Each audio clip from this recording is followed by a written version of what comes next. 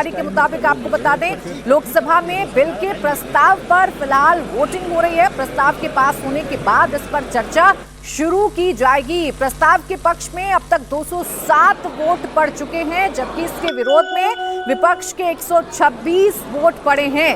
अभी तक कुल वोटों की संख्या बताऊं तो 333 वोट पड़े हैं और इन 333 वोट में से जो पक्ष में पड़े हैं उसकी जानकारी भी आपको दे देती हूं। 333 में से 207 अभी तक प्रस्ताव के पक्ष में वोट पड़े हैं, जबकि विरोध में विपक्ष के 126 वोट अभी तक पड़ चुके हैं। अब इस बात को लेकर वोटिंग की जा रही है, इस बात को लेकर डिवीजन मांगा गया है कि इस प्रस्ताव पर चर्चा होनी है या नहीं होनी है, ये प्रस्ताव चर्चा योग्य है या नहीं है।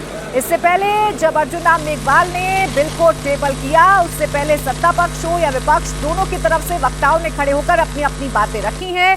अखिलेश यादव कह रहे हैं कि ये चीटिंग करने की कोशिश की जा रही है, ये आरक्षण छीनने की कोशिश की जा रही है, ये ओबीसी वर्ग के साथ खिलवाड़ किया जा रहा है। तो इसके साथ ही साथ अखिलेश यादव ने मुस्लिम महिलाओं का भी जिक्र किया है। तो कांग्रेस भी बार बार ये कह रही है कि ओबीसी विरोधी बिल है, इसके समर्थन में विपक्ष नहीं है। अगर महिलाओं के लिए ही आरक्षण लेकर आना है तो फिर डिलिमिटेशन का इंतजार क्यों नहीं, जनगणना का इंतजार क्यों नहीं, ये तमाम बातें विपक्ष कह रहा है।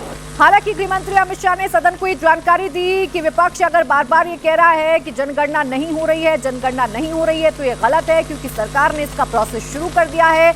और जब सरकार पहले ही ऐलान कर चुकी है कि इस बार जनगणना जातिगत जनगणना होगी, तो भ्रम फैलाना विपक्ष बंद करे।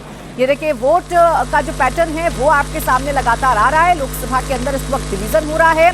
333 वोट अभी तक लोकसभा में पड़े हैं और इसके मुताबिक 207 यस में है, यानी कि 207 प्रस्ताव के पक्ष में है और 126 जो हैं वो प्रस्ताव के विरोध में है, यानी विपक्ष की तरफ से 126 वोट जो हैं अभी तक डाले जा चुके हैं। विपक्ष ये चाहता है कि किसी भी सूरत हाल में इस बिल को लटकाया जाए। विपक्ष ये चाहता है कि किसी भी सूरत हाल में ये जो प्रस्ताव है ये पास ना हो या इस प्रस्ताव पर चर्चा भी ना हो। विपक्ष ये चाहता है, क्योंकि विपक्ष ये कह रहा है कि इससे ओबीसी महिलाओं के साथ खिलवाड़ है, ओबीसी वर्ग के साथ खिलवाड़ है और साथ ही साथ मुस्लिम महिलाओं का जिक्र भी विपक्ष के नेताओं की तरफ से किया गया, खासकर अखिलेश यादव की तरफ से किया गया, असदुद्दीन ओवैसी की तरफ से भी किया गया है।